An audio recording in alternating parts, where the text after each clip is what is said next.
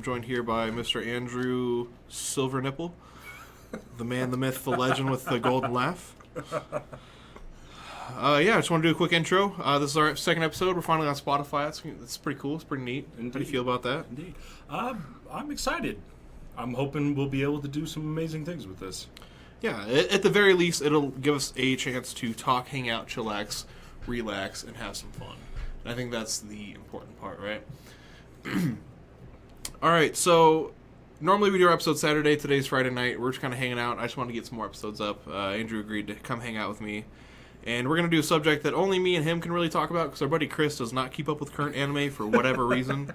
So, no, he does not. This week today we're going to talk about fall 2018 anime. Our winners, our losers, our favorites, our least favorite. I don't know. We're going to talk about it all. I don't know how long this one's going to be, but we're going to hang out and chat, have a good time. So we got to start with the biggest winner, the most surprising winner. Like, let's be honest with ourselves. This was not a show that I saw I was going to get into. I heard the name of it, and I think that was an immediate turn off for a lot of people. Rascal dreams of Bunny Girl Senpai. Rascal does not dream of Bunny Girl Senpai. No, isn't it? Oh, you're right. I'm sorry. Rascal does not dream of Bunny Girl Senpai. For anybody, just for podcast reference, for YouTube reference, we do live stream this on Twitch, so there is going to be video, and we have some video cues. So at the moment, we have my Fukurajima, something like that. My senpai. Yeah. The bunny girl herself on screen right now, so we're going to use her as a visual cue and a visual reference. If you guys in chat live, we will be responding to people. But other than that, we're going to just hang out, chat, and have a good time. So, like I said, let's start out with our biggest winner of the season, I think. So, how great is this show, right? I enjoyed this show from episode 1. Yeah. And what are they on now? Episode 8? Yeah, I think episode 8 just dropped. I believe this series is supposed to be 13. 13 episodes? It's either 13 or 24. I know it's supposed to be decently... it's 13. Sorry, it's right there on our screen. Wow. Okay. 13 episodes, not long enough. I can't wait for season 2 already. I don't know. Okay, so have you watched any other shows in this genre? Have you heard of the Bakemonogatari series or like any... And have you ever watched anything like this? Let's start there. Once before, but it's been long enough that I don't really remember it. It was a while ago. Okay. And what was the show? The one you just mentioned. Bake? You watched that? Okay. Yeah. That show's too much to watch. I think we've talked about this in our personal lives. It's a show that I tried to start, and it's a task because everything's out of order, and you're supposed to watch it in release order, but if you watch it in chronological, people hate you. So it's just one of those big arguments and discussions that's had, and you just got to keep people happy. So, I don't know. This show... All right, so for the uninitiated, how would you define this show? Gosh. An acid trip with a story behind it. An acid trip. All right. It's not visual though, right? It's all the story part, right? It's more it's almost more like a psychological trip. Sure. With the story behind it. Sure. Because there is shit that happens in this show you do not expect to happen. You couldn't see this happening half the time in real life in any sense of the word. Well, it is called puberty syndrome. Is that what it is? Adolescent syndrome. Adolescent syndrome. All right. So if I had to explain it to the uninitiated, it's a romance. Definitely a harem too, but there's a unique twist to it. We'll get to that. Yeah. It's a harem psychological thriller. I'll definitely give you that aspect. I was gonna say, make sure you scoot over a little bit or something. Yeah, see on screen I'm here. barely on screen. Sorry, there you go. So I'm gonna make that a little smaller so we can see where he's at on screen. Man, psychological thriller, romance, comedy, definitely comedy. Yeah, huge Holy comedy. snap. Love this show. What else? What else would you say? Oh, just theme wise. I think it's a good grasp of it. That actually is probably. Although one theme's about to get added, and we'll get to that at the end of this episode. We'll talk about this. So, for a baseline, again, for anybody who's not aware of the show is about a guy in Japan. Wow. In high school. Wow.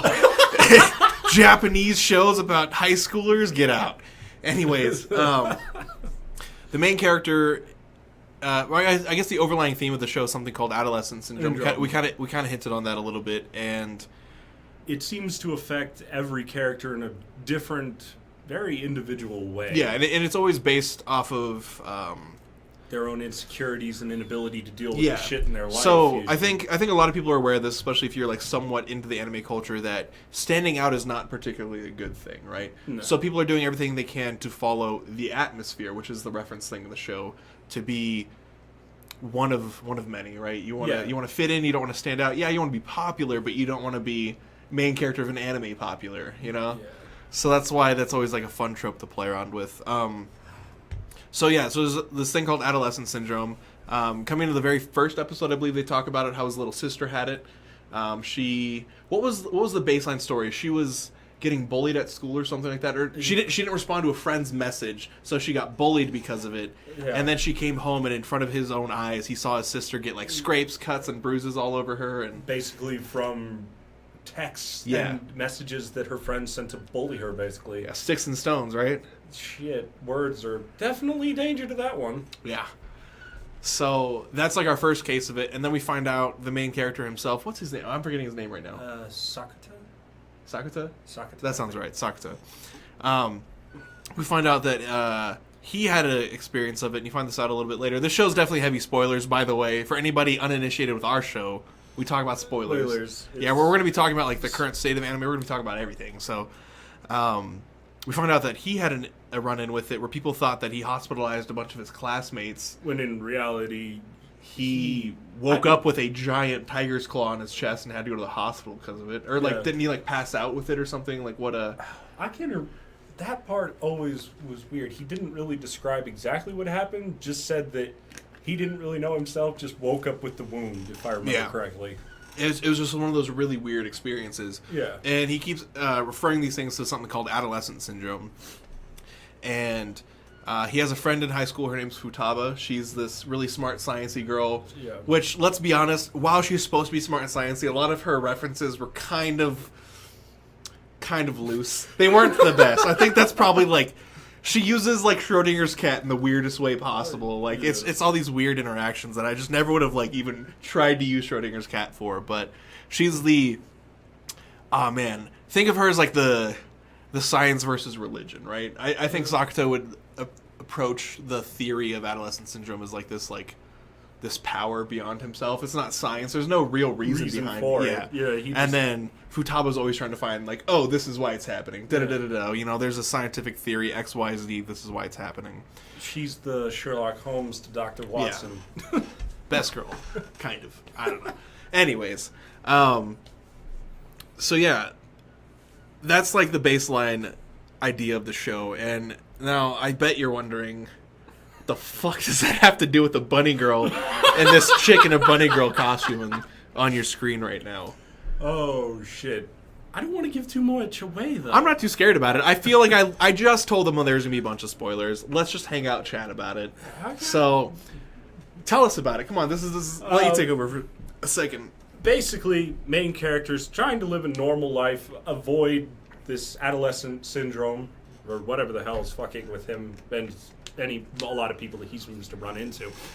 He ends up running into a young woman that happens to be a senpai of his at his high school. Who's famous and used to be a child actor.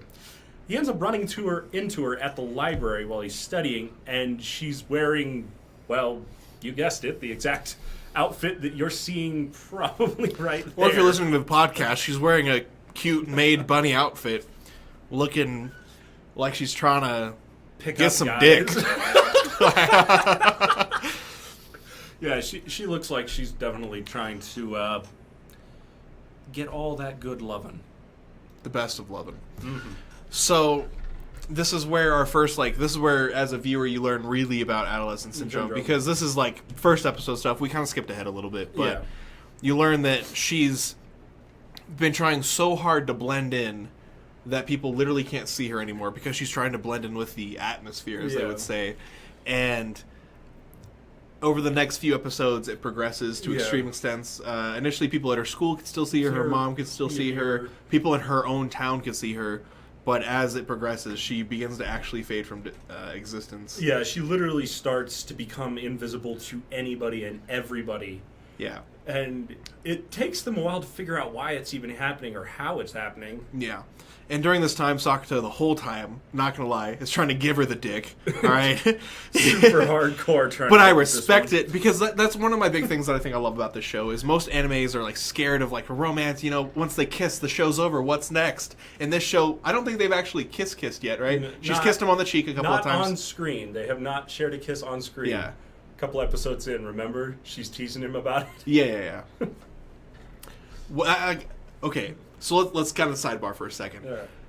Love that. Okay, so what was it, like episode 2 or 3? Sakata is like staying with her. They're going around trying to find anyone that could recognize her, because her mom, like the whole point, they like spur this huge trip where they go to find somebody, because Sakata calls out her mom to, like, you know, reconcile with her daughter. And I'm not going to spoil too much of that. I feel like we're going to talk about general themes, but not like the in-depth, like, ooh, wow, character plot moments. Yeah. But her mom doesn't recognize her, doesn't even see her, can't see her. And Mai freaks out, so they end up going on this trip to try to find somebody to recognize her. And while they're sleeping in bed one night, because they have to share a room, because they're poor high schooler. Well, he's poor, she's probably pretty wealthy. They never really talk about how much money she has. I don't but really I would think assume, it's important to the story. Yeah, I would really. assume she's pretty well off. I don't know who paid for the room, but they only got a 1-bed room, so I would assume they planned on it, you know? Yeah. One of them was trying to get the dick, you know? We all know which one it was. Anyways, so they're laying in bed, and you actually hear this line in the very first episode. She, like, teases him. She's like, why don't you just kiss me already? And I don't remember what he says, but so one of the things that I love is that the main character is very, like, snarky. He doesn't give a shit about anything, so he just insults people left and right, and, like, he says what's on his mind. You know, anytime he sees a hot chick, he's like, you're pretty cute. That Yukata's sexy. You know, like, he'll say whatever's on his mind. Does not give a damn, in truth and honesty. Yeah. So I respect it, because in that moment he, like, gives her some snarky comment, and she's like, well, if that's how you're gonna be, never mind. And he's like, well, wait, I actually kind of want it, you know? And I appreciate it, because it's kind of like, it's a real relationship, because you'll find out a couple episodes later, minor spoiler, but I think it's kind of led on from the beginning. This is like, this is definitely like genre breaking. They end up dating, like, they end up together, and you're like, finally, a show that does this shit right. And we're 8 episodes in? We were talking about that earlier. What was it, like, last episode 7, when Futaba first comes over to stay at his house? She comes out into the living room. They have, like, that cute moment in the living room. You're like, shit, where's my girlfriend at? I don't have one. Help. Please send help. Please send. I do believe we're a little bit beyond help, my friend. Yeah, I know. That's all right. We'll get there one day, maybe, possibly. Someday. Probably not. Not anytime soon, let's be honest. Aside from that point. Anyways. So, the show's great. I don't know. Let's talk about some of the things that you love about the show. We kind of went on this weird tangent talking about random shit, but let's talk about the things that you love about the show. Let's not give a recap of the show, because that's what we started doing. Yeah, we did start doing that quite a bit, actually. But the thing that I absolutely love about this show is that it isn't afraid to throw large words at the audience. True, it gives a really generalized definition of what they're talking about. That Futaba thinks is the problem, and what Sakata thinks is the problem. But I enjoy the fact that they have enough faith in the audience that they'll throw large words at you. They believe in you, people. Yeah, they don't have to give you basic words. No, you know, they don't treat you like a child. Yeah. Although Sakata treats a lot of people like children. Oh but, God, yes.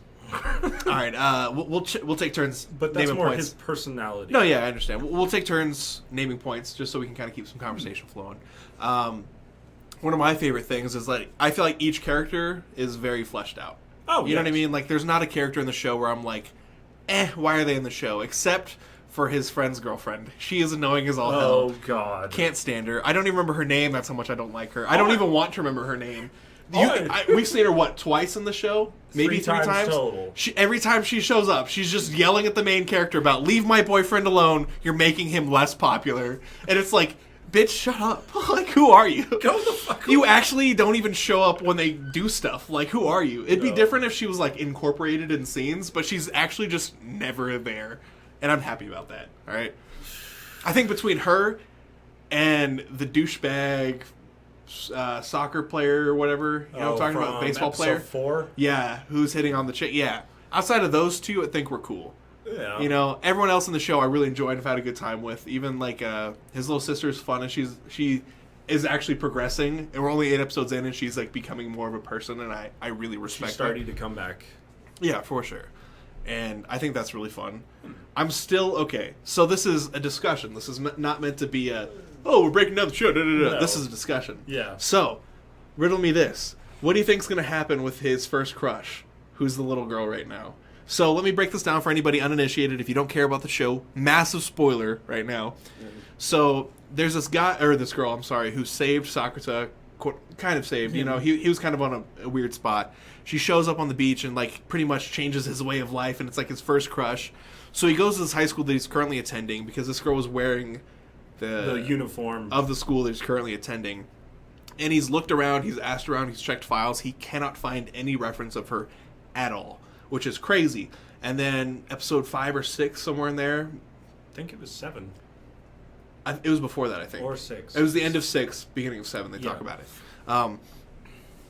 He finds this little girl in the rain with an umbrella over a cat.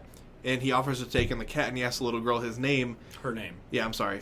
And it is the exact name of his first crush. And she looks exactly like her. Yeah. Only, well, younger. Yeah. So I'm really curious what you think is going on there. Do you think there's some other form of adolescent syndrome? If it is, what do you think might be happening? Let's hear your theory here. If it has to do with adolescent syndrome, I'd almost think that it's like time jump. Time jump, okay. Like, she, as a senior, obviously, someone older than him and his senpai, Yeah. somehow comes back in time, just temporarily, and ends up seeing him on that beach. Because the younger version... So you think the younger version is the one that meets him, and then grows up, and then goes back to save him, kind of thing? Interesting, okay. That would be my theory if adolescent syndrome is involved. What do you think would cause that, though? I'm curious. I don't even know. Because usually they have a cause, right? So the few cases we have didn't enjoy, like, very bad day for them. They're scared of the repercussions of the day. We're not going to give too many spoilers. We do have spoilers, but we're going to try to... lessen Yeah. them. So that's one case. We have a case of rumors. That would be Sakura, the main character. Sticks and Stones, little sister. Yeah. Literally trying to blend in with the crowd. Yeah. Disappearing. And then we have regretting their own actions, I guess, is probably the best way to put the last one, the most recent case, Futaba. I'm just going to say that because maybe somebody in chat's keeping up with the show and wants to chat about it. But what exactly would you phrase hers as? Because wasn't her whole thing she wasn't proud of what she was doing, so she kind of created an alter ego to deal with it? Isn't that probably the best way to phrase that? Yeah. I think that's an accurate way. Ah, shit. Her scientific reason made no sense. Teleportation, shut up. All right. Duplicity would be the best. Yeah.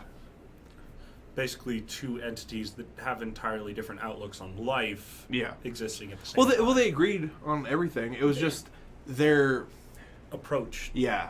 It was how they felt about that single specific issue, which we won't mention, because I think anybody watching who's been tracking the show can say something. Yeah. But, so what do you think would cause that? Do you think something's going to happen to Sakura later on? I think she's going to get close to him and something's going to happen to him. And she's going to desire to go back and stop that at any But that'd be a time jump, right? Because wouldn't she be a high schooler at that time? And yeah. So how far into the future? Because time's progressing pretty quickly, I would say, in the show. A couple months have already passed, which is pretty quick for only 8 episodes. Yeah. They do really well about progressing time. Yeah. How we spent 2 episodes in the same month, back and forth. Oh, God. Yeah. Yeah, I'm curious to see where that's going to go. Like, honestly, I couldn't say.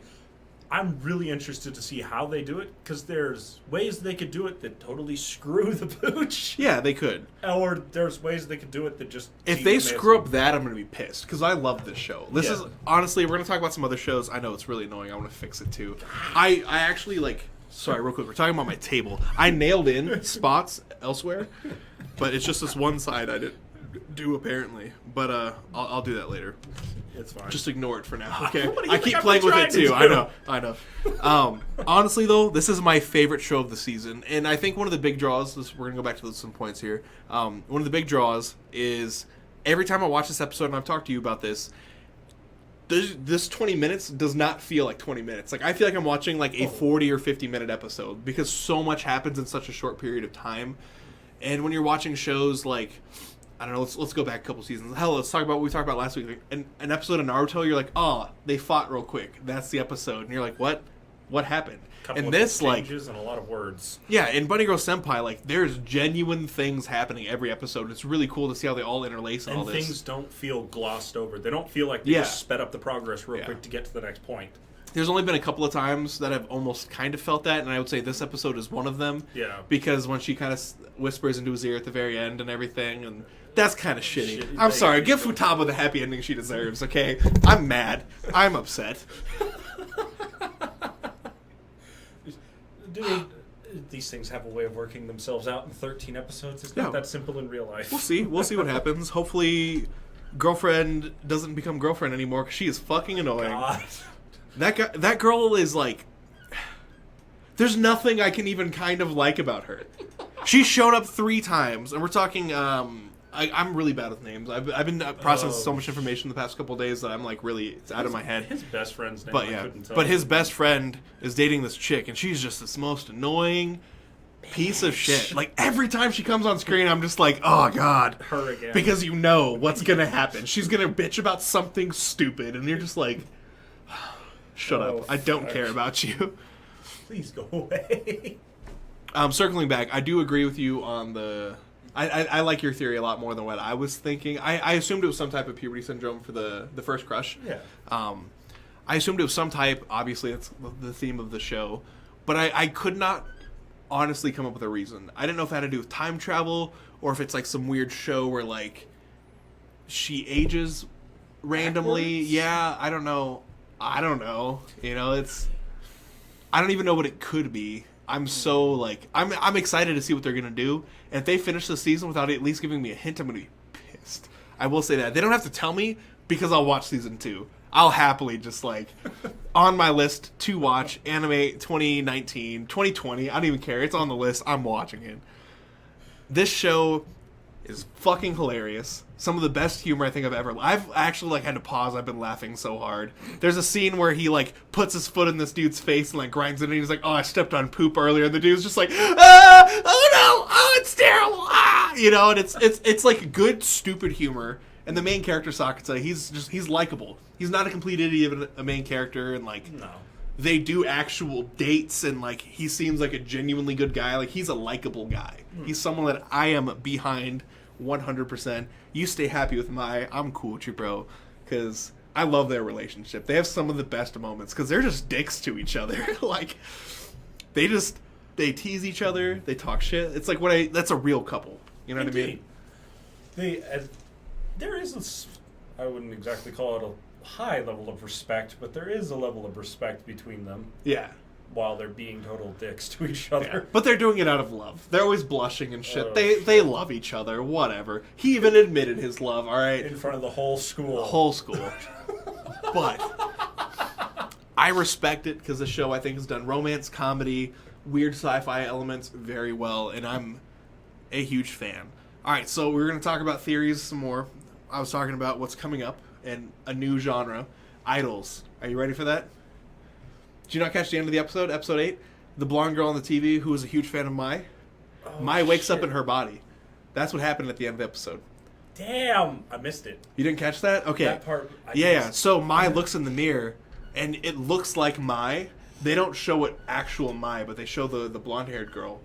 And they've been showing her as part of the intro forever, and I've been waiting to figure out what's going on with her. But she's an idol. And what I think is happening with her adolescent syndrome, this is my theory, she's not allowed to have a boyfriend. Because they talk about it on the TV show about how idols aren't allowed to have girlfriends or boyfriends. They're not allowed to be in relationships because then the fans won't love them as much or whatever. Yeah. And that's kind of why Mai can't be in a relationship.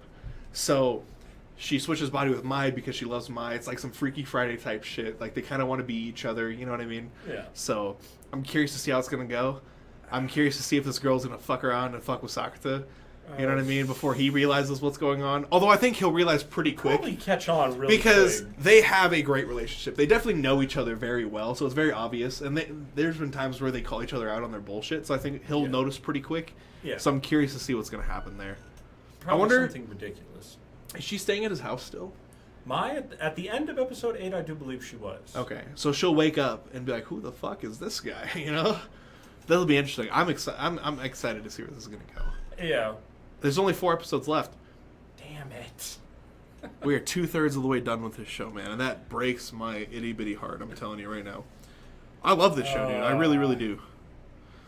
No, we have 5 episodes left. If it's 13. Well, 9, 10, 11, 12, 13. Oh, you're right. I'm sorry. I can count. That is...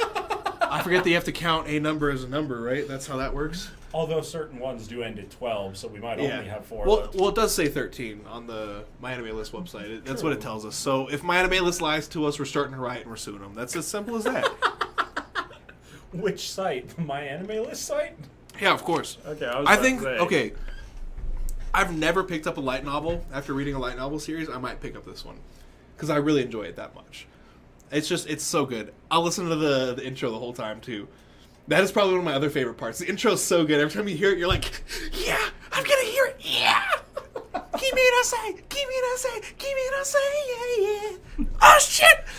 I don't know. You get like, it's like pumped. I don't know. It's like this weird mix of being pumped and like, oh, shit. I don't know. Like, I don't know. It's such a good song. I love it. Don't get me wrong. It is very good. But after hearing it for the 7th time in a row, I had to start skipping it. Nah, I listen to it every time. I'm not gonna lie. This is one of the first shows I think I've watched in years that I watch the intro every time. But I think part of that is because I'm so hyped on this show that I hear the intro and I'm like, it's time. I get to listen to the show now. Yeah, yeah, yeah. All right. You got anything more to say?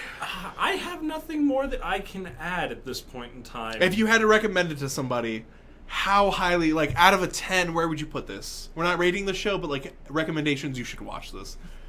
And how much would you think of the person if they thought this show sucked?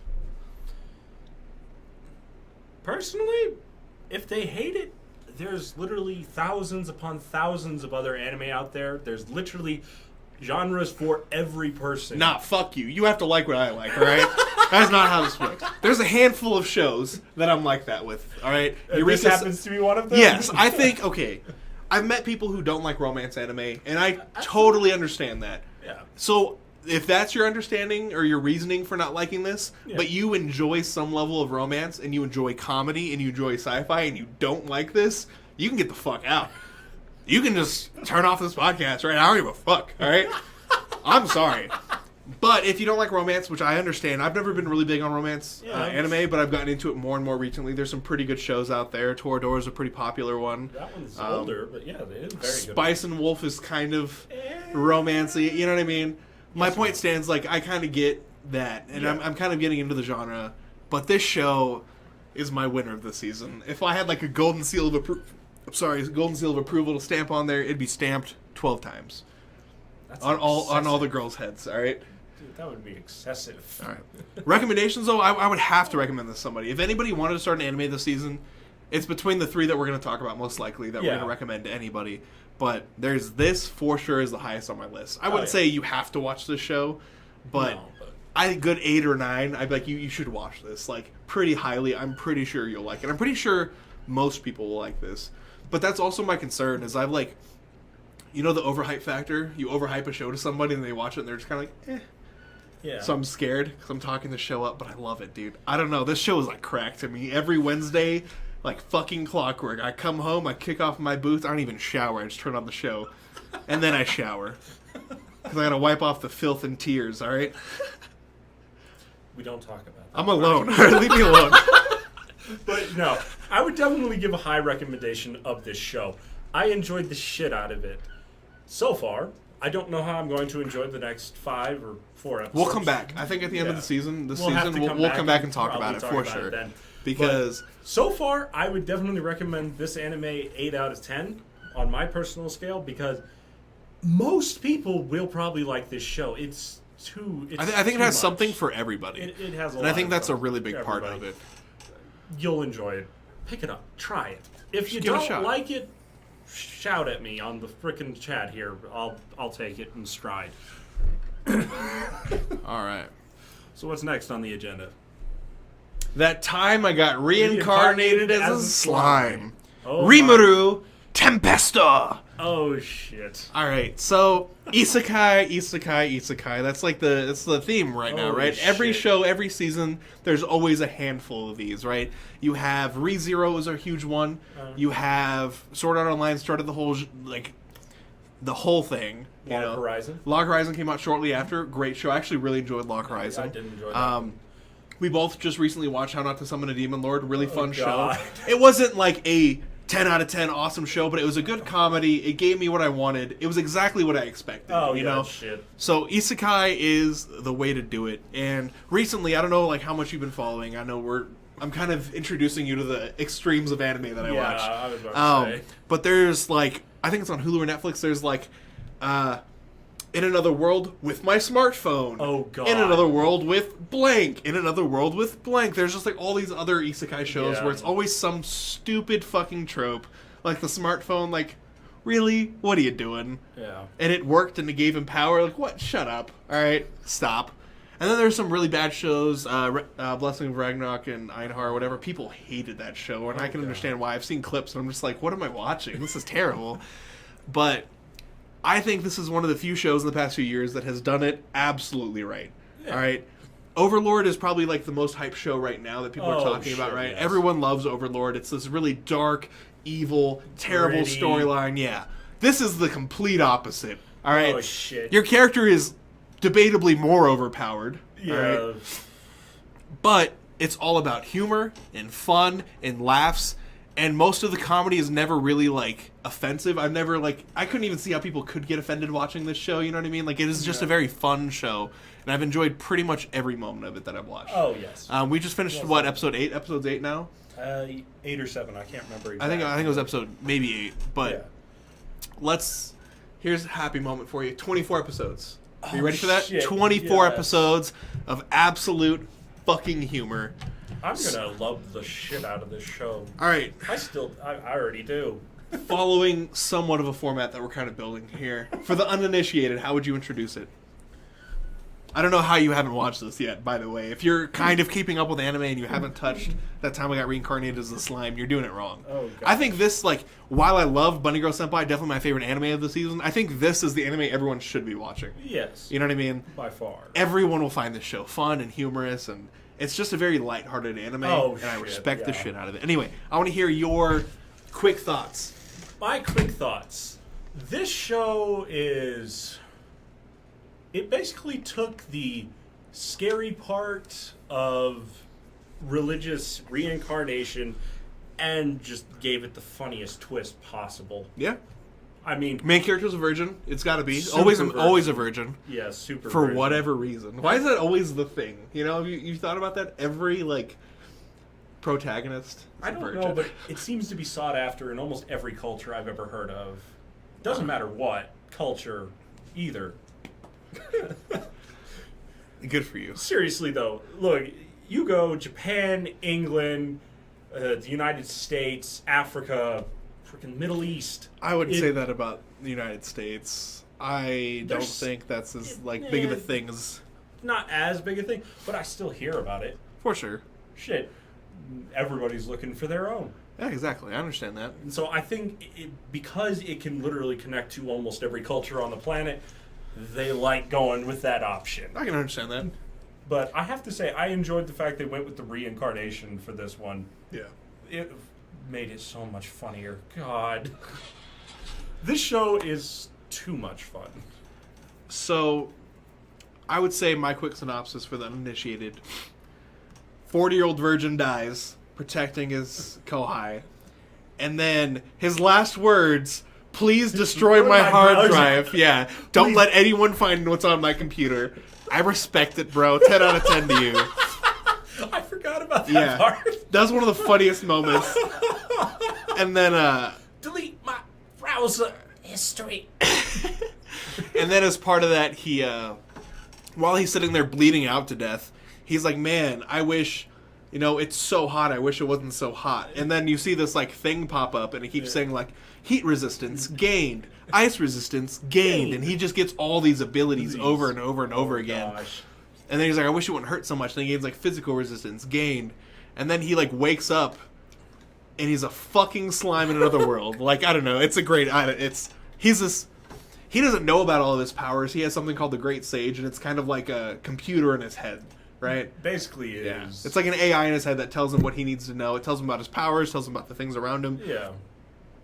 It allows him to, like, process information, create duplicates, whatever. Oh, yeah. And we meet, in the first episode, best girl ever, the tsundere, giant dragon, Veldora Tempest, world ender of death, who's acting like a complete tsundere the whole time. Shit. Fucking blushing and, like, doing the whole, like, you know, trying to be mean at first, but then acts like they really love you kind of shit. Fucking God. hilarious. It really is. And then the short synopsis of that chunk is Veldora's stuck in a trap, can't get out. So Rimuru, which is the name of our main character. Eats Veldora. Eats him or her. I can't Them, tell. they.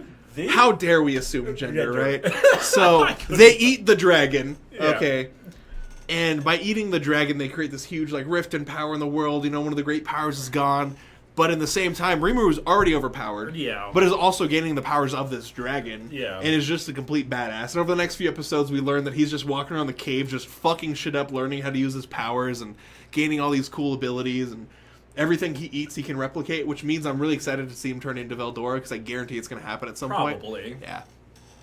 And one of the early things we learned about the show, which I think is pretty cool, kind of similar to Overlord, is that Veldora tells Rimuru that there are other people who get reincarnated or summoned here from another world. So Rimuru's, like, whole goal at the beginning now is to find other people from Japan. He wants to meet people, see if he can find somebody, because he's a fucking slime, the lowliest of low creatures, who happens to be the most overpowered creature of all time. And over the next, we'll see over 24 episodes, I'm sure we're going to see a lot more shenanigans ensue. We're going to see some shit happen. He ends up becoming the chieftain of the Goblin Village and then turns them all into hobgoblins by accident. Doesn't even know how he did it at first. And then he goes to a dwarf town and meets dwarves and gets drunk and gets in brawls and shit. And then he gets to be on boobs as a slime and he loves it and it's great.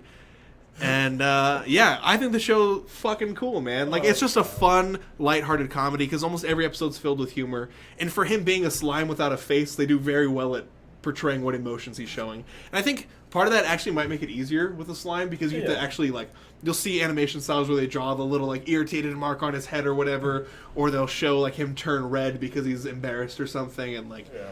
But they do really well with the show, and it's so much fun to watch. They also made it as easy as they possibly could for that, though. Yeah.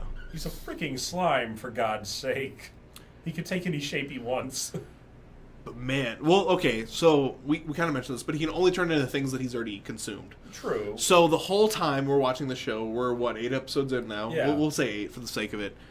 8 episodes in, has not turned into a human once, but the entire intro is him continually turning into a human over and over again, and we're like, what the fuck? Like, when is he going to turn into this? And man, you just told me, because I haven't had a chance to watch episode 8 yet, but like... As of episode 8, we have officially seen this form. And the reason he gets it is pretty fucking sad. He finally meets somebody from Japan. I'm not going to give too many spoilers as what happens, but then he consumes them, and now he's human. So, man. Yeah. But we are expecting great things from this show. I only see it getting better from here on out.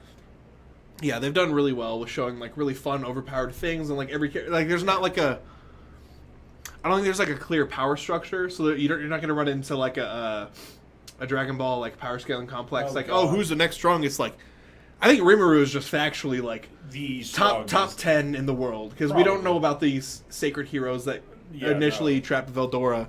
But I can only assume he's stronger than them because he has his own OP powers, plus Veldora's now, plus everything else that he's been consuming on his way here. So I can only see him getting stronger as the show goes on. Definitely. So, I don't know.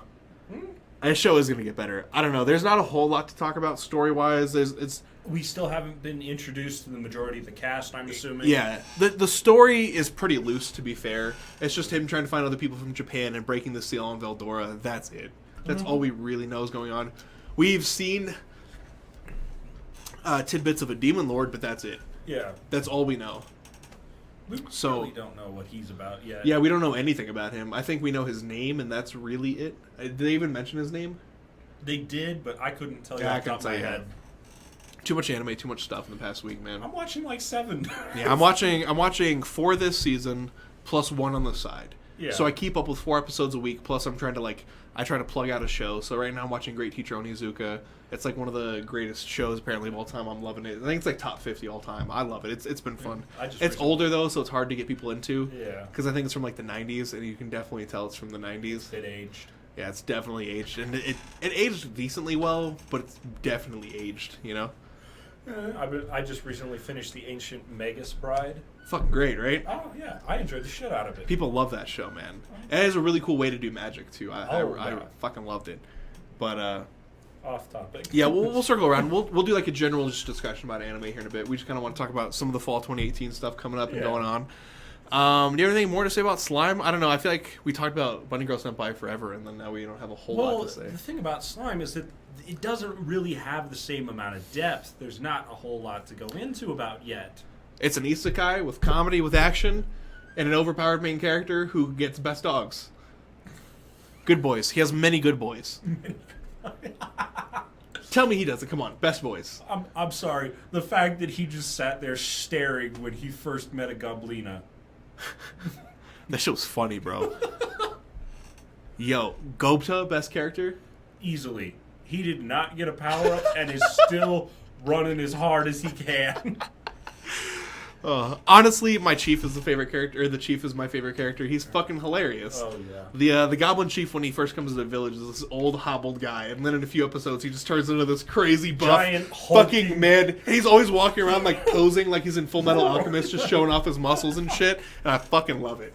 Be best friends with Armstrong. Oh, I fucking love it. It's hilarious. It's just a fun, lighthearted show. Yeah. There's never a time where I'm like, oh, I don't want to watch this episode or something. I'm always just like, yeah, let's have some fun, you know? I got a few for you for that one. Good night. What do you got on that list? Let's hear it. Oh, Record of the Grand Crest War has got a couple episodes. I'm familiar with it. I have not watched it yet. That one's got a couple episodes where I'm just sitting here, I do not want to watch the next episode. That was a depressing-ass ending. Yeah, sometimes there's just shows where like picking the next episode's rough, or like you got left on a weird spot to where you're like not really hyped for the next episode. Yeah, no. These I'm always just laughing. I'm ready to see what bullshit he's getting into in the next episode, because it's always some stupid adventure. Like he's always doing something ridiculous, and then randomly he fights like massive power demons, and you're like, all right, like, and shits on them epically. I loved it because when he's fighting the fire guy, I'm not gonna give too many spoilers. When he's fighting the fire guy, he's just like, this is how it ends. Oh no. And then he's like, wait. Flame resistance. This doesn't hurt. Because he has flame resistance. He's just sitting in this fire and he's like, oh.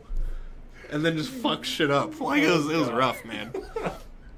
But yeah, there are great moments in the show. You'll love the hell out of it. Give it a go. It's worth it. Let us know. Like, if you haven't seen it yet and you give it a shot, tell us if you like it or not, you know.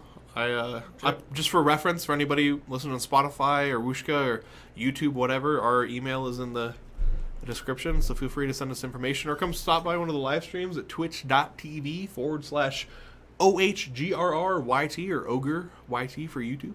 Anyways, I got a plug. I have to do the plugs. You know, we gotta expand that social media sphere. All right. So that's all I gotta say about this one. I'm gonna skip over to Goblin Slayer. Oh, shit. This is loved and hated by everyone. All right, This is a show that has been hard to find traction for a lot of people because the first episode was really triggering for some people, I guess. Well, I didn't think it was as bad as it could have been. A lot of the problems that people had with this show is that from just looking at the storyboard art, like this picture, which released... You're thinking something completely different. You're thinking something really different. You're thinking that something that might be appropriate to let your 13, 14-year-old child to watch. Yeah. But the problem is that it's not at first episode. Oh God, no! The first episode is So, trigger warning, first episode shows scenes of rape. Lots. It was only one thing. And it was just a lot of heavily implied rape after that. And the brutal dismemberment of young adventurers. Yeah, that shit was brutal, man.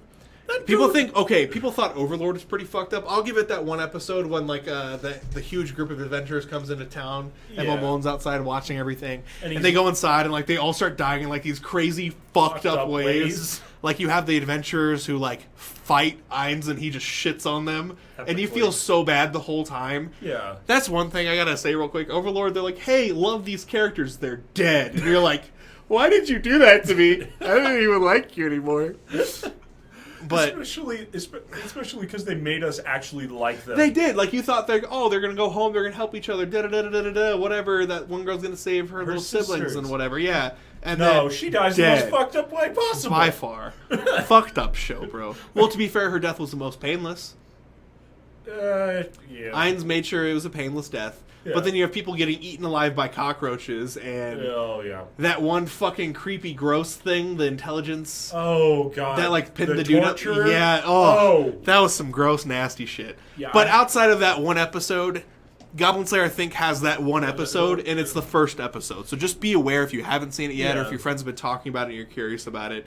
Goblin Slayer's first episode is a little rough. It's a little gory. It's definitely extreme. There is a rape scene and it shows some pretty fucked up shit. But then,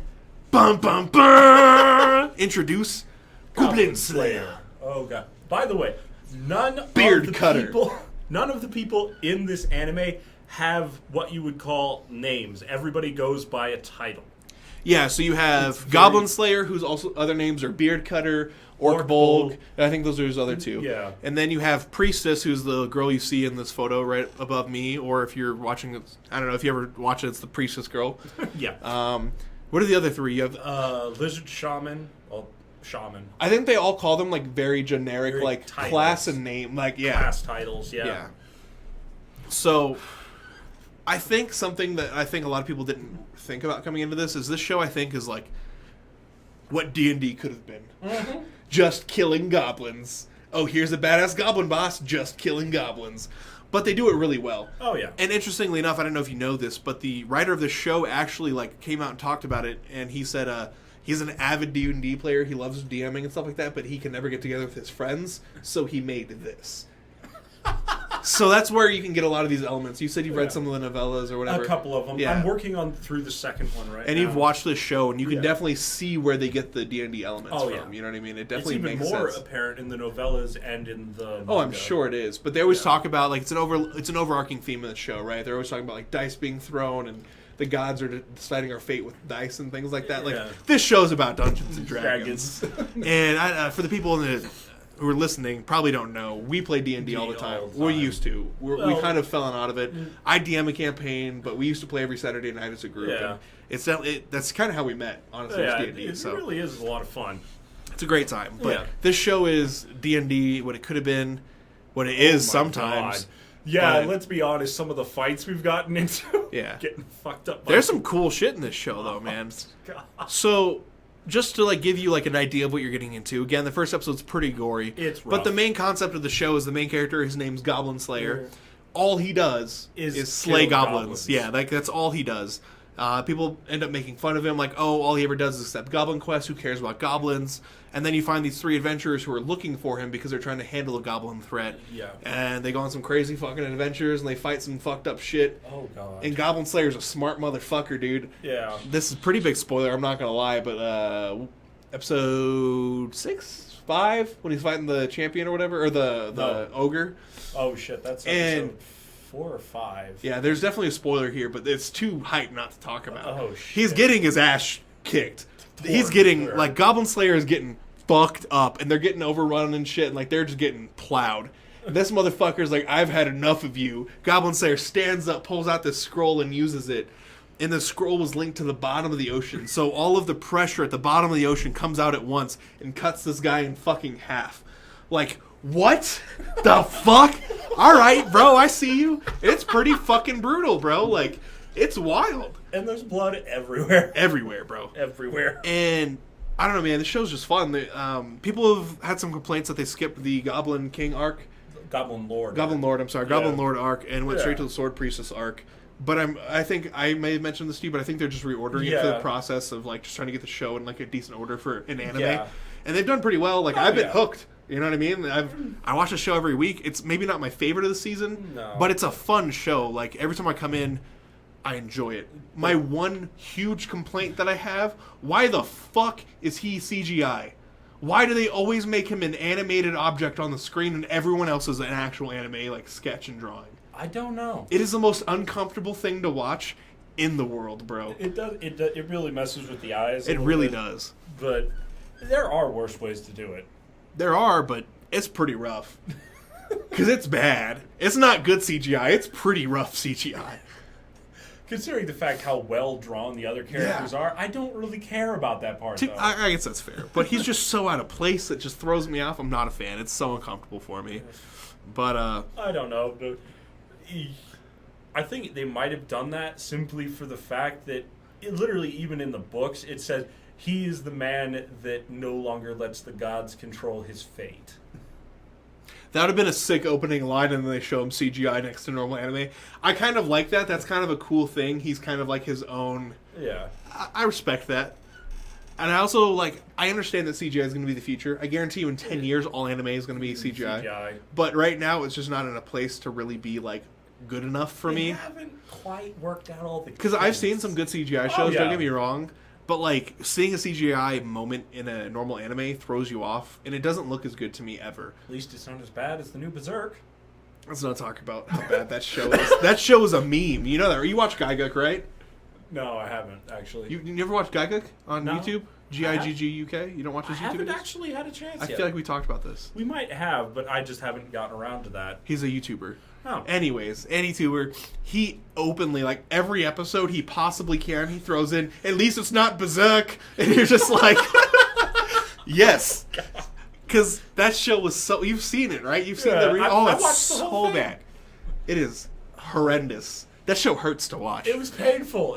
This show isn't that bad. Let's give it that much credit. It is not. But I will say, I understand why. I understand why companies are doing this. They're trying to get more used to using CGI and trying to find ways to make it work. It's a trial period, and I understand that. It's very difficult to show a lot of detail with basic drawing. CGI is how you do that. For sure. But if you don't do it right, it ends up looking terrible. Absolutely. Like Berserk? God fucking terrible. You will have headaches. If you haven't watched the new Berserk, don't. If you watch the original Berserk, stay to that. The original Berserk was awesome. The only greatest anime betrayals ever. All right? The only thing that I did like about the newer Berserk, the only thing, is that they finally got out of that first section of the arc. I can understand that. They finally started working towards the major body of the story, like the rest of the fucking story. Yeah. Because in the manga, I'm already up past episode 1000. They haven't even. I don't read that much manga. I think you're a manga guy. Out of our group, you're the manga guy. I used to read a lot, but not anymore. Yeah. Excuse me. Literally, the story goes so much further, and they've literally for the past 10 or so, 15 or so years, all they've been able to do is stick within the first 2 arcs, literally. Yeah. The one directly after the betrayal, and it's just not worth it for me to deal with that terrible animation to watch Berserk. I love Berserk, but not that much. I can't handle that. That's like asking me to go back and watch all the 70s horror movies and pretend to be scared. That's just not happening. It's just funny watching that bad automatrons and shit like that. Dude, I get drunk and I laugh at those. Yeah.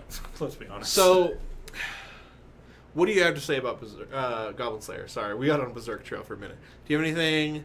I would recommend it. I think people can find some joy. If you are concerned about the first episode, you could probably skip it and miss nothing. Because they pretty much recap everything that happens. Yeah. And they do a really good show. I think the show is pretty cool about the fact that, it was like Overlord. They kind of scare you with death all the time. Like in episode 8 that we just watched, or 7 that we just watched, the whole time you're like, are they going to die? Oh my god, they're going to die! Holy shit, they're dead! You're concerned the whole time, you know what I mean? There's They did very well with that. They did good to show you that people will die, so you're always concerned. Yeah. You don't think that the main character is going to die. To be fair, But you were always worried that maybe that side especially because character it's getting worse. Every time he starts getting his ass beat, it's getting worse. It's not getting better. He's not like, oh, I'll learn from my mistakes. I can't fight big guys with my tiny sword. No. He's like, nah, I'll try to fuck him up. I'll just kill him with hair instead. And you're like, up. what? Show's fucking wild, bro. Although, I did like that, though. They actually incorporated something that most people don't actually know about human hair. If you didn't know, it's actually stupidly difficult to break strands of human hair. Yeah. And minor spoiler, he ends up strangling a fucking goblin champion with a head of hair. Yeah. He takes the hair and starts strangling this fucking thing. And that's fucking brutal. Like, Brutal. that is one thing, like, Overlord is dark, excessively about death and shit. This is just, like, brutal. Like, this is what it would be like to be there. Yeah. Overlord, I think, is a little over the top. Yeah. But this is like, fuck, if I was there, this is how shit would be going down. Like, Think of it. fuck. The main character is human. Yeah. 100% human. He has no special fucking powers. That we know of. That we know of. Truth, might expand upon that later. We'll I find don't out. know. Yeah, we'll find out. We'll find out. But as of right now, this man is completely human, meaning he wades through oceans of frickin' goblin blood just to get his mission done. Actual ocean. Actual oceans of fucking blood. It's a lot of blood. And one thing that I do like is that the main characters are smart. Uh-huh. They haven't been like, oh, he's just overpowered. He's just smart as shit. Yeah. And they show very well. There's a scene where they're like scared of all these fucking boats, and they know that the goblins are like, know that they carry lights, so they fucking put a light on top of an alligator's tail. and it just eats everything. It's fucking horrifying, but it's smart. They're so smart. There's always moments where he's like, oh, do this, this, and this. This is how we're going to get out of this.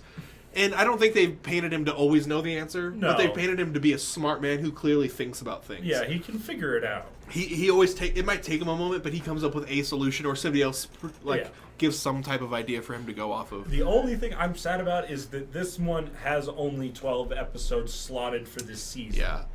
I am not sure if they're going to do a season 2. I don't know if they can. Why not? Well, I don't know how far the manga or the novella is. backlash for Episode 1 was really rough. really bad. Like, you've enjoyed this show, right? Oh, yeah. It is rated a 7.6, which is pretty low for a new show. Like, if we go to, like, hold on. Let me kind of take a second. We're going to look at some stuff on the computer real fast while we talk. Bunny Girl Senpai, almost 8.6, almost a 9. Yeah. You have Slime 8.3, and then you have a very clear cut down to 7.6, which is pretty low for a currently airing anime. But I think a lot of that is due to First the episode. early backlash Guarantee from the first episode. you, if I look down here at reviews, a lot of these are like one episode watched, look, we have a 3. Minor spoiler from episode 1, that's all they're talking about. Yeah. This guy gave it a 10, a 5. Most of them are talking about the first episode. Yeah, from a what we're lot of seeing. them are talking about the first episode. Which, I'll be honest, shocked the shit out of me when I first read it in the book. Yeah. I'm talking... The book was more graphic than the anime, right? by far. I've seen clips of it, and I'm like, holy shit. Yeah. Like, way more graphic in the book than the anime. The manga made it graphic as shit. Yeah. The novella did it in intense detail. Good So, God. here's my thing. I don't think it's getting a season 2, not because of that, but because I think they just wanted to sell their book. I will just be honest. I think that they are going to sell their book because of this. Oh, shit. A lot of people got turned on to this. I think if I was more into it, I would definitely buy it. I'm pretty sold Books are on... relatively cheap. Yeah. They're not... Maybe one day if we're sponsored by like some manga people or something, I'll be like, oh yeah, sure, I'll shell out the money. Yeah, you know, if I get some level of a discount. But right now, it's just like, I don't have money. I'm working too much. Whatever. I don't have money in real life, so I'm not buying anything. Everything I watch is free, so... You work too hard, man. I work too much. I don't even know about hard. Sometimes I'm just fucking... Like today. Today sucked. We're not talking about We're that. not talking about that. Anyways, but yeah, I think this is like No Game, No Life, where they just want to sell their book. Yeah. Which... Give us season 2! God damn. It Fuck! ended so bad. I don't think it's like one of the top 10 shows of all time or anything. No, but it is a fun fucking show. Everyone that I know who's watched it is like, man, I really liked that. Like, yeah, it's been fun. And very clearly, like, you don't run into that weird sister complex that a lot of shows where the main character's into his sister. He's very, like, clearly not into her. He says that. Yeah. He's actively not looking at her. He's looking at all the other girls on the show. It's very ecchi. It's very edgy, and people aren't super about it, but I fucking loved it. Whatever. It was a lot of fun. I want season 2. Closing remarks, Goblin Slayer, you got anything for me, buddy? I'd say that anybody that doesn't watch the show is missing out. Yeah. It is a lot of fun. And to watch again, the like show. I will say, if you are concerned about episode 1, You just could watch literally episode skip 2. it. You could skip it and miss nothing. All that happens in episode 1, people die. fucked And up you learn shit. that goblins are fucked up and Goblin Slayer will kill children. That's really it. Yeah, pretty much. That's really all you learn. That was probably the second part of episode 1 that really probably got people up. The goblin children that he kills, Yeah.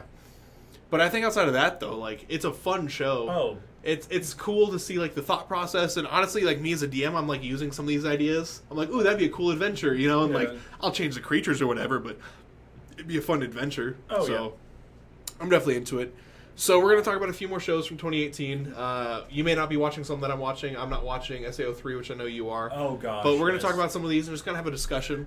So this is one that I actually dropped. I'm not going to lie. I gave it a decent score. I thought it was okay. It's called Zombieland Saga. It is an idol show where all the idols are zombies brought back from death. You can see at the top of the picture they're all zombies. I don't like idol shows. I'm just being honest. It's the primary reason I dropped this, but it's funny as fuck. I will give it that. There's a lot of really good humor in there. They use zombies like, oh, they got decapitated, ha ha ha, pick up their head, put it back on kind of thing. And the main, so there's like the 1, 2, 4, 6, 7 girls in the show. There's like this handler who controls them, and he's like the necromancer who summoned them. Yeah. Fucking hilarious, over the top, extreme character. Anybody who's watched this, I respect and I understand your choice. I'm not the biggest fan, but I love rap in anime, and they have a rap scene where 2 of the idols start rapping at each other, like they're dissing each other, and it's pretty sick. I kind of want to play it. We'll play it. Fuck it. Actually, it's not that good. Never mind. We're not going to play it. But I love rap in anime, and that's why I liked this show. I gave it like 5 episodes, and I had to drop it. It just wasn't... Wasn't as good? So, it's CGI. Okay, the majority of the show isn't, but when they start doing their performances, it's all CGI, and it's just cringe as fuck to watch. Oh. And from the episodes that I watched, they did the same song every episode. Oh, damn. So it was just like... It got repetitive. Yeah, just shoot me, dude. Like, it was just too much. The rap scenes and when they did other stuff was really fun. Like, they randomly, like, the first show they did was a rock show. That was fun because they're just screaming the whole time. And there's just all these people in the crowd who are like, yeah, we fucking love these girls! And then there's these 2, like, diehard fans who come back for their second show, and they're doing an actual idol performance, and they were just like, is there a rock show at an elderly home? What's going on? And then they're doing idol shit, and you're just like, Stupid. The CGI is pretty rough. The humor is funny, but it kind of gets repetitive. I understand why people like the show. It's just not for me. I don't know. I wouldn't try to sell you on it. I think that's what I kind of want to do. Maybe you sell me on SAO3, but I understand why you wouldn't want to sell me on... I wouldn't want to sell you on this. There's no way. All right, and your one that you're watching that I'm not is SAO3. Aliciazation. Tell me about it. Talk to me. All right. Basically, we're going further down the rabbit hole in this one. Yeah? More shit coming up with Kaiba Akihiko's past work, past people he's had run-ins with. And to add on top of it, now we have the Ministry of Defense dancing around in shit online that they probably shouldn't. Why do I want to watch this? Okay. I understand that people shit on SAO a lot. All the time. But I enjoyed it. I thoroughly enjoyed it. I didn't enjoy the fairy arc. Everyone didn't enjoy the fairy arc. That weird rape scene was just uncomfortable for everyone because it was super long and drawn out. It didn't feel like... It was just weird. You know. First arc, though, fucking fun. First 14 episodes were a lot of fun. There's a lot of arguments people have. I don't know if you ever watched Digibro break it down, but Digibro like broke the series, and people like... It dropped 1.5 points on my anime list overnight. Like, it was that bad. Damn. And it was up at like an 8 point something, and then it dropped really hard. Shit. So the main argument that people have, or one of them, is that like, okay, well, if it's microwaves, why didn't they just put aluminum foil in the helmet and slide it off? Or like, there's all these options that they could have done, you know what I mean? Yeah. Why didn't they just do these rather than let people just die in this game? And the time progression was weird. Why was he randomly hiding his level from people and letting, like, it was just like these weird things that people weren't a fan of. And I understand that. But I enjoyed the show. I really did. Yeah. But I don't want more of the show. I am fine with it just being done. I've enjoyed the movies. I haven't watched... the newest one? The movie where it's like there's the AR stuff where they're doing it in real life. I haven't seen that one. I've heard it was all right. I heard it was pretty good, but... It's more of the same, you know what I mean? But you have to think, like, GGO Alternative came out, and people loved it because it was the SAO themes without Kirito, you know? So, why do I want to watch another show with Kirito where they're trying to make it more extreme about... Like, why... Sell me, bro. You're going to have to try real hard. All right. Basically, the premise is that Kirito has been working for the federal government, basically. Yeah, we know that. That happens in GGO. Or that happens in the Gungale arc. Yes, but different this time. Okay. He's been helping them develop a new dive system. Okay. But that's the thing. It isn't a dive system. They've literally created a way to copy the human soul. I'm done. You've done the opposite of selling me on this. I have zero desire to watch this. Okay, right. hold on. You've gotten rid of the best parts of the show from me already, and I'm done. What? It struck me as stupidly weird myself. I'm not even going to lie to you. I almost stopped watching it after episode 1. Don't blame you. I don't want to watch episode 1, so... But the end of episode 1 is what got me. Kirito almost dies. Like, technically, he is in a coma right now. You mean when he almost dies No, twice in the first season and doesn't die? No. Like, straight up, this dude has brain damage right now. They are not even positive they can save his life. The government takes his body. So they're in a video game trying to save his life. No, not even in a video game. He wishes it was a video game. Because he can, again, like the first season that everybody liked, he can actually die in this one. Like, for real die. Okay. Again. But it's a video game.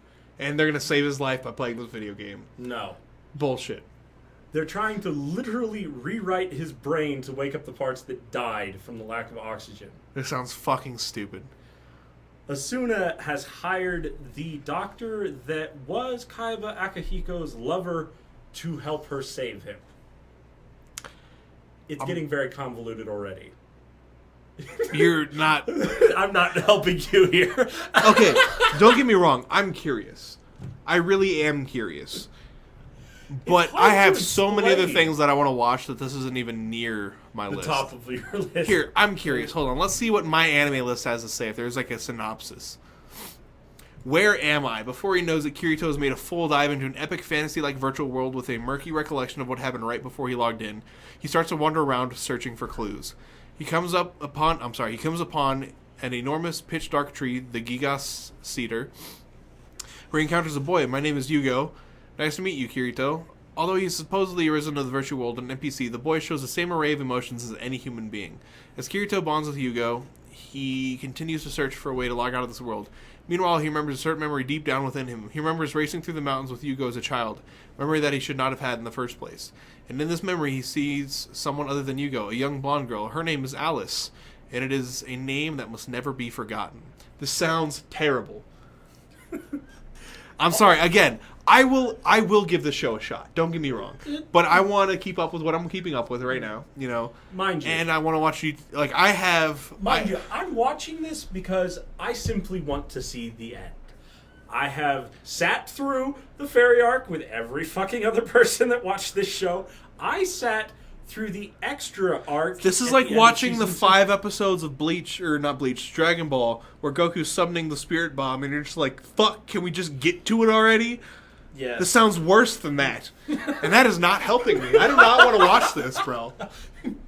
But it could significantly be worse. Could be, I guess. It could be Berserk. It could be the second arc. It could be the Alfheim arc. True. I think it's pretty hard to be worse than that arc. That arc was pretty garbage. That was a very garbage arc. But pretty garbage. Seriously, I'm not hating it right now. Yeah. It hasn't done anything so far within the first 8 episodes to make me write this one off and forget about it in a garbage can. So do some of the characters come in? Because I'm looking right here on the page, right? It looks like we see... Most of the characters get flashes at this point. Right now, we're mainly focusing, as of the story right now, we're focusing on Kirito and Yujiro. Currently in the main capital of the world that they're in. That's where they are right now. How many episodes is it slotted for? How many is it slotted for? I don't actually know. It actually doesn't have a list this time. Hold on. Unknown. It might be a long-running thing. Damn, they could try to really... I think if they make it long-running, they might have a better shot. I will say, because I think one of the issues with the first season was they were just trying to do shit. Yeah. I think they could flesh out a lot of the issues that people had with like the earlier shit with this, and we can see what can happen.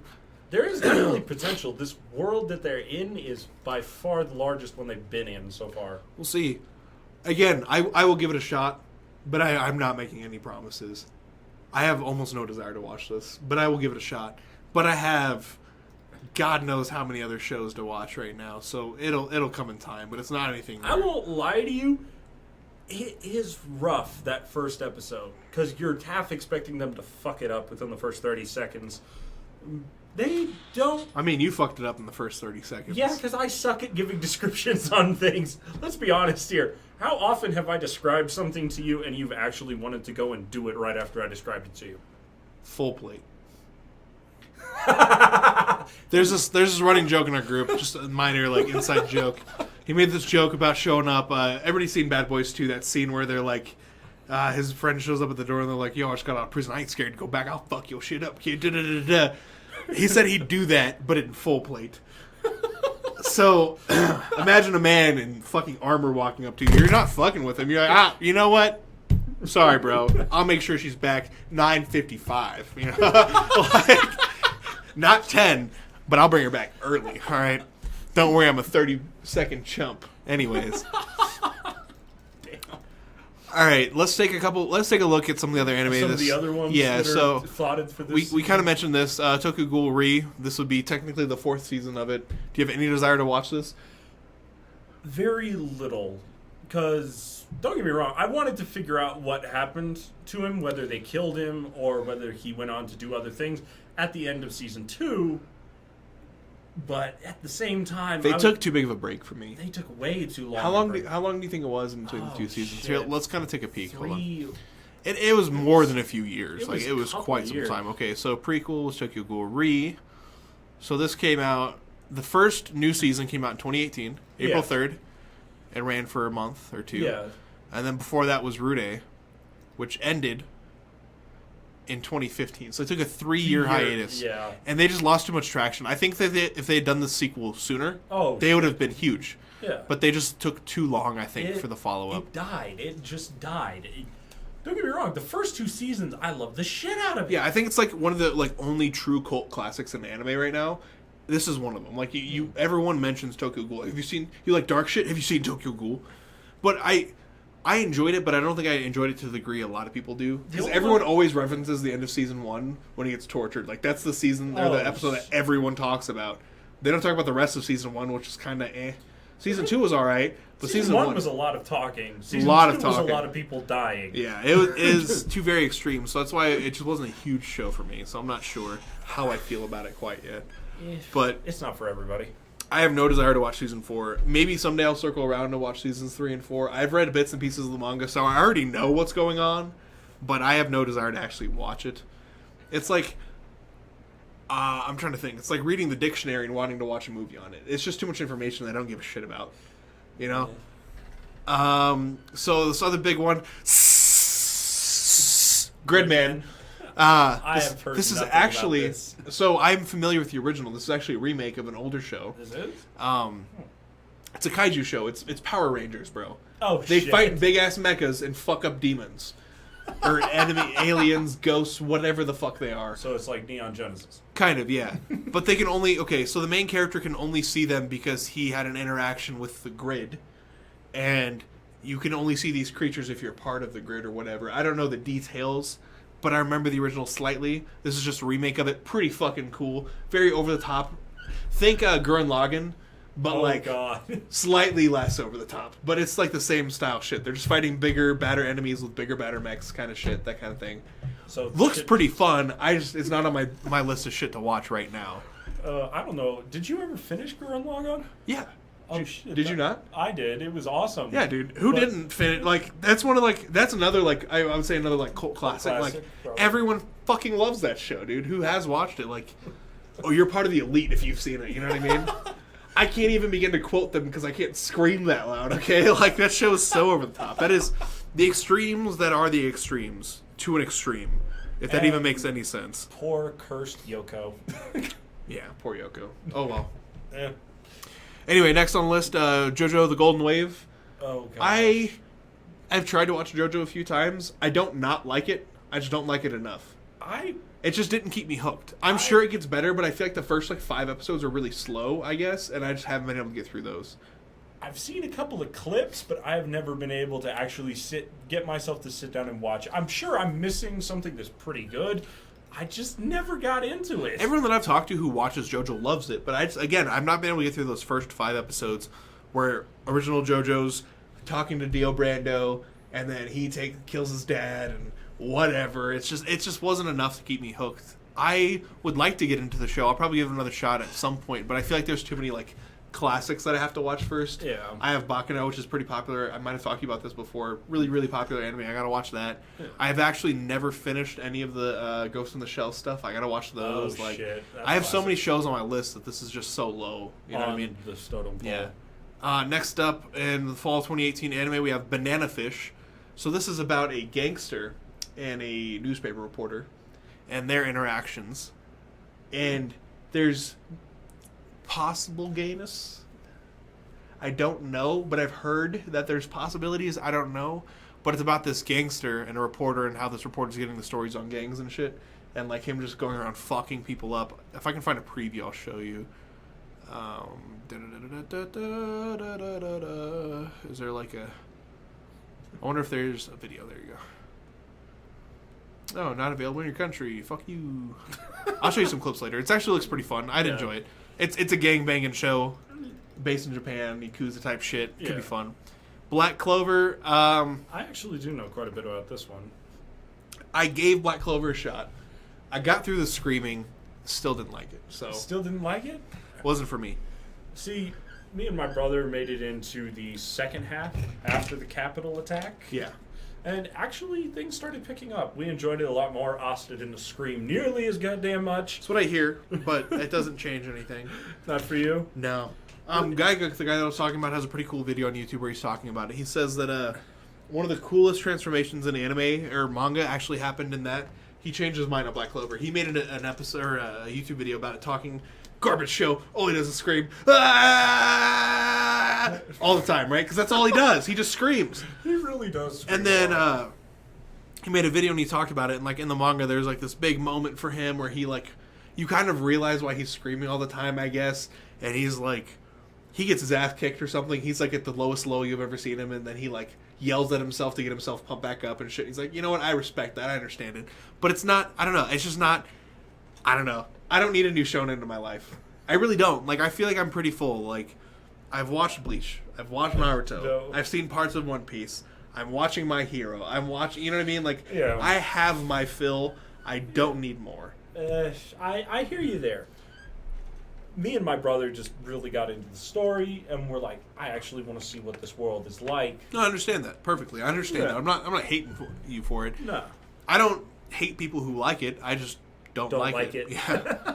And that's perfectly fine. People all have their own animes that come up and they enjoy. This one, I've heard of it, The World of Colors.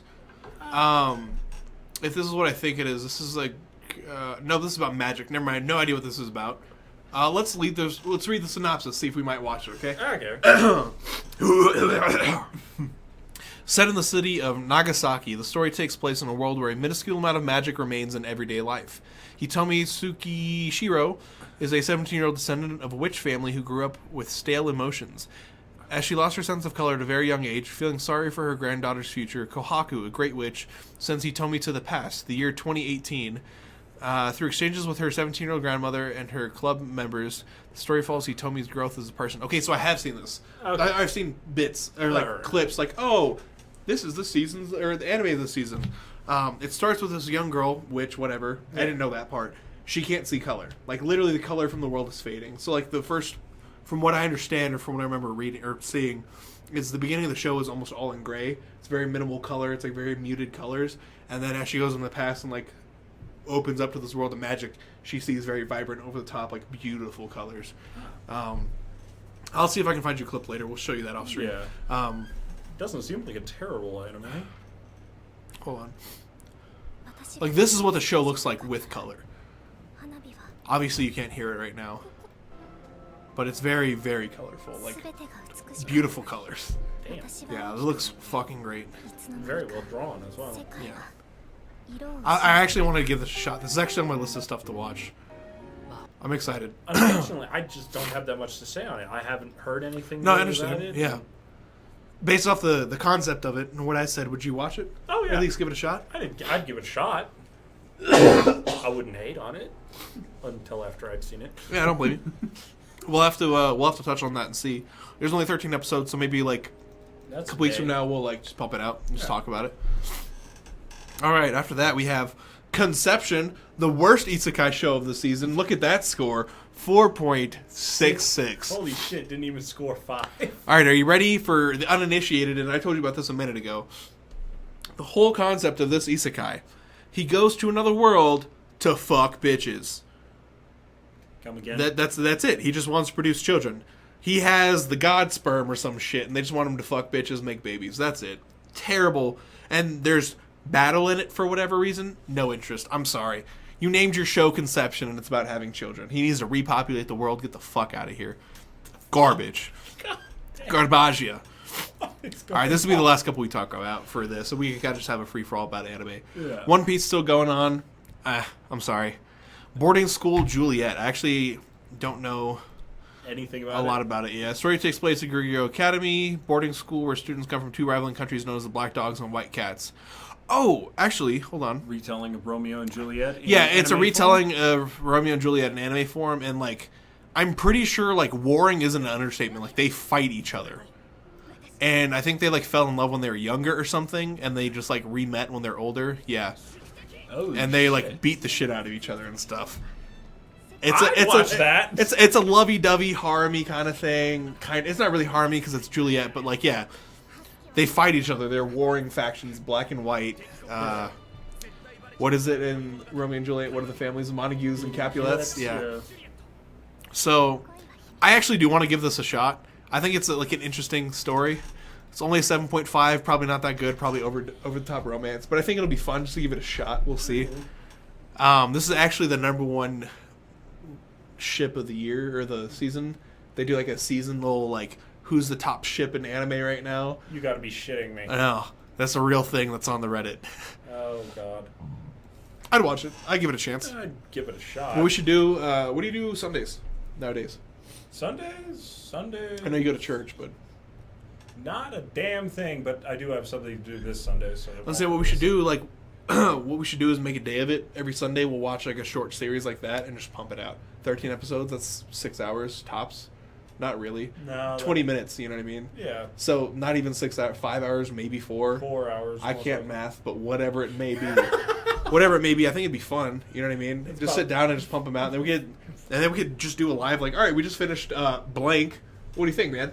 Yeah, Garbage, good, yeah. I think that'd be fun. I think it's something in the future. It wouldn't be bad. Because Friday's just kind of a random day. It doesn't have to be every week. Just like no. once a month, maybe twice. Just get together and just watch something. Get Chris in on it. Yeah. He'd probably love the shit out of it. Give us something to do. Give him a reason to get away from his baby, you know? I'm not trying to talk shit about the man, but you know he doesn't want to be around. Anyways, all right. Bloom into you. All right. I've given you a minor synopsis on this prior to the stream as well. This show is about a girl who is confused because she's never found love before. She reads a bunch of love romance and manga and anime and watches all this stuff and wants to be in love, but has never found someone she's in love with until the end of the first episode. She meets this girl and then she's like, oh, I love you. And it's about lesbians. We've actually already talked about Goblin Slayer SK. Once we're done with the podcast portion of this, we'll come back and chat with you for a bit if you want. We're just kind of just talking about anime this season and just chatting about it. Yeah. But, yeah, I have no desire to watch this. I'm sorry. I'm not really... I have nothing wrong with romance anime. We've kind of talked about this before, but this is... Go for gold? This is not for me. It's just not my kind of thing. It's not my cup of tea either, man. I'm sure there's more to it. I'm sure it's like about poems and shit or something like that, but it's just not for me. And then this will be the last one we talk about. What is this? Run with the Wind. Have you heard about this at all? No, I haven't heard a thing. So, this is about... It's a sports anime, but it's about Trek. So, interesting. That's something new. The main character's name, we'll just read the synopsis, kind of get a feel for it. I only know bits and pieces of it. From what I've heard, it's actually pretty good. It's a good, like, slice of life, coming of age kind of story. It's about a guy who just, like, he tricks people into joining his track team at the high school because they need more members. Reminds me of Shield 21. Pretty much. Kakeru, a former elite runner at high school, is chased for stealing food. He's saved by Kansai University student Haiji, who is also a runner. Haiji persuades Kakeru to live in the old apartment, I can't pronounce that, where he plans to team up with fellow residents to enter the Hakone Ekiden Marathon, one of the most prominent university races in Japan. He finds out that all the residents except for himself and the guy that we just mentioned are complete novices. So it's just them teaching people how to run. Which, most sports anime are teaching people how to play the game. But, from what I've heard, this is a fun, like, slice of life. There's a lot of comedy to it. I want to give this a shot. I've recently come into, like, the sports genre anime. I love it. Like, I watch Hajime no Ippo, the Fighting Ippo. I still need you to watch all that. I love that show, bro. It's a little bit dated for sure, but it's a fun boxing anime. It's a lot of fun. It's just humor, stupidity. It's everything you want in a boxing anime. You're rooting for the main character and his enemy, and you're just like, who do I want to win? I watched Kuroko no Basket recently, the basketball anime. That's been a fun one. Haikyuu is also on my list, the volleyball one. Oh, yeah. What else is there? Whistle? No, there's a tennis one, Baby Steps. That's also on my list. I thought Prince of Tennis was one of them. Probably, but Baby Steps is also a sports-y anime. Oh, okay. It's about a nerd who doesn't have any hobbies, and he likes this girl, and she plays tennis, so he goes to play tennis and then falls in love with it. It's pretty much the basis of it. But it's like a top 50 of all-time anime, so I have to watch it. It's on my list. It's something I'll definitely get around to watching. Anyway, would you watch this? Yes or no? Run with the Wind. Give it a shot at least? I'd give it a chance. Okay, 23 episodes. A little more lengthy, but not bad. No. I think if you were to watch a couple episodes here and there, you'd probably get through it. But I'm down. I'd watch it. Yeah. All right, so just real quick, let's do like an open forum anime discussion. You got anything you want to talk about? Anything you've watched recently and you want to chat about? In this episode, for the people watching live currently or anybody in the podcast, just a quick recap. We've talked about Rascal Does Not Dream of Bunny Girl Senpai. That time I reincarnated as a slime. Goblin Slayer, Zombieland Saga, Tokyo Ghoul. What else? Sword Art Online 3. Yeah. Pretty much like the top 10, 15 anime of the season. We've talked about SSSS, Gridman, Jojo, Banana Fish, Black Clover, The Color, what the fuck was it called? The World in Color. Yeah, The World in Color, Conception, Garbage, Don't Watch It, Boarding School Juliet, Bloom Into You, and Run with the Wind. You have anything else? Just like open forum, like non-related to 2018? Non-related to 2018. You watched any good anime recently you want to chat about, friend? Oh, shit. I've been recently watching this one definitely dated beyond recognition. All right, let's hear it. Oh, shit. What was it called? It was I can't even remember it off the top of my head. Hold on. Give me just a second. No, it takes time, man. In the meantime, anybody, this is kind of weird because this is also a podcast and a live stream at the same time, so... anybody in chat, this is a podcast, so we're going to be putting this up on Spotify if you guys want to go back and watch it, or just watch the bot on Twitch. It's totally up to you. We're only about an hour and 30 in. This was just meant to be a short filler. We're going to be doing another episode tomorrow around 3 p.m. Mountain Standard Time, which will be Saturday, November 24th.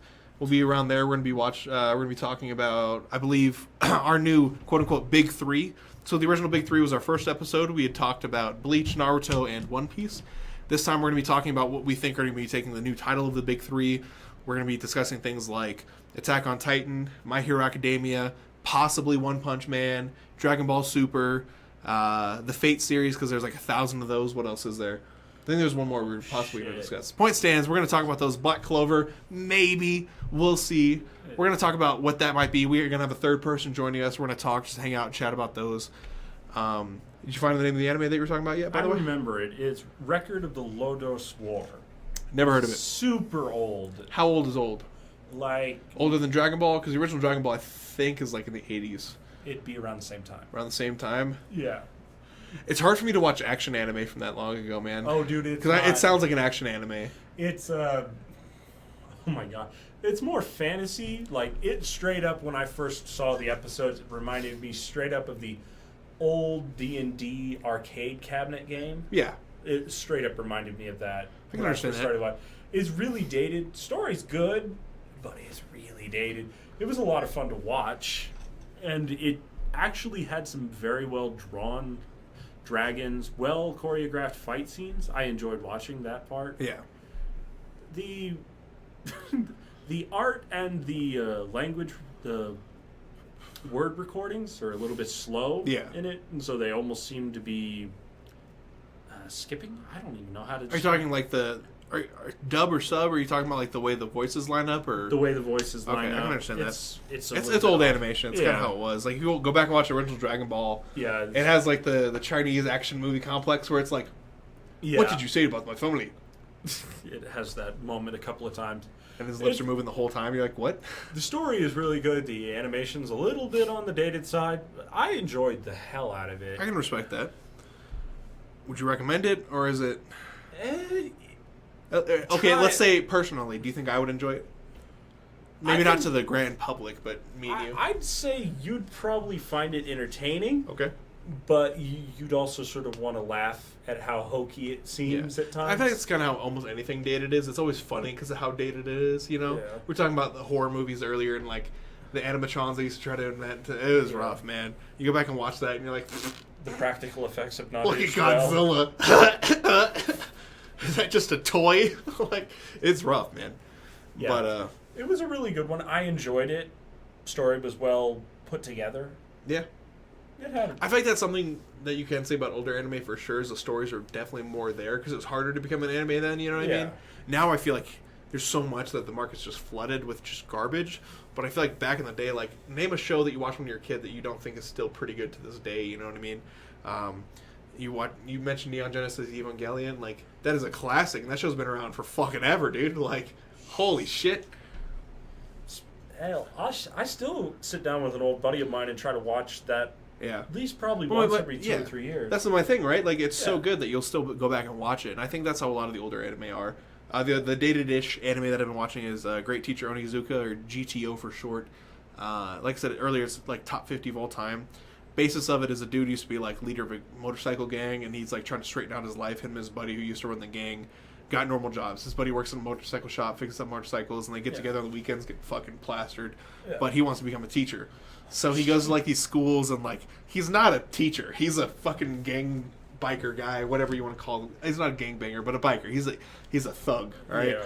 And he walks in there, and like the first class they give him is a bunch of thugs. Like it's the problem students, it's all the delinquents, and they try to fuck with him. So the first night he's out, he sees them, and he fucking like calls together. Like there's this biker gang that they get in trouble with, and he shows up and he's like, oh shit, you guys are in trouble. And then he starts fucking with them. He like dunks their heads in the water, and like he just fucks with his students, and he like instills fear in them, and he gains like respect slowly throughout the show, doing just stupid shit like that. He ends up losing his job at that first school because it's like there's like a teaching like I don't even know what the term for it is. Like it's like a 2-week trial period. It's like a trial teaching, right? Yeah. And then he goes off and he finally gets a job at a normal school, and like this class that he works for is notorious for getting teachers fired or making them quit. So like the very first episode, there's a bunch of photoshopped photos of him going around, of him like walking around at night naked, or like him with other guys doing stuff, like going around the school. And then he like finds the students and he like shows how much of a man he is, and then they like him. That's pretty much the theme of the show. And it's always like something ridiculous. There's like a group of girls who fucking hate him, and there's like a strife in between the group of girls, and one of them gets outcast, so he helps that one girl, and now she's famous. So all the other girls are like, I hate you more now. So now they're trying to get him, but that one girl likes him, and he's like slowly building his group of fans, I guess is maybe a good way to put it. But I don't know, it's a fun show. It's just stupid over the top. It's very like facial feature heavy, and they do really good. Like it's almost entirely about facial features. There's no like real action scenes or anything in the show, but it's just a fun show. Oh, okay. I would recommend that to anybody. I'll have to show you some clips about that after too. Maybe we'll talk about it once we end the podcast bit, which I think we're kind of there. We talked just for an hour and a half. It wasn't bad. Just the two of us, just about recent stuff. We weren't even like breaking down episodes. We were just discussing, talking about shows this season that we liked. So for Spotify and iTunes listeners, all you guys out there, I think that's the end of the podcast. Be sure to check us out. We'll be posting another episode in the next couple of days. If you guys are listening in the future, thanks for coming back to us. Yeah, I don't know. This could be 3 years down the road. You could be listening to this episode, and I'd be like, holy shit, time jump, right? Oh, that was a minute ago. That'd be crazy, right? Like, could you imagine, like, maybe this picks up a little bit, and we end up finding people, like, years from now coming back to listen to this, and you're just like, wow, that's weird. And then we could come back and listen to it and be like, man, that's crazy. Time's weird on the internet. Anyways, this is Mitch signing out. It's my buddy Andrew. Feel free to say goodbye, sir. Have a nice day, everybody. And we'll catch you guys on the next podcast episode. Oh, wait. We did say... Yes, sir. There was one person who was asking us to go back to Yeah, Goblin we're just Slayer. ending the podcast. Ah, okay. Yeah, that's the end. Okay, bye, podcast. Love you. Bye.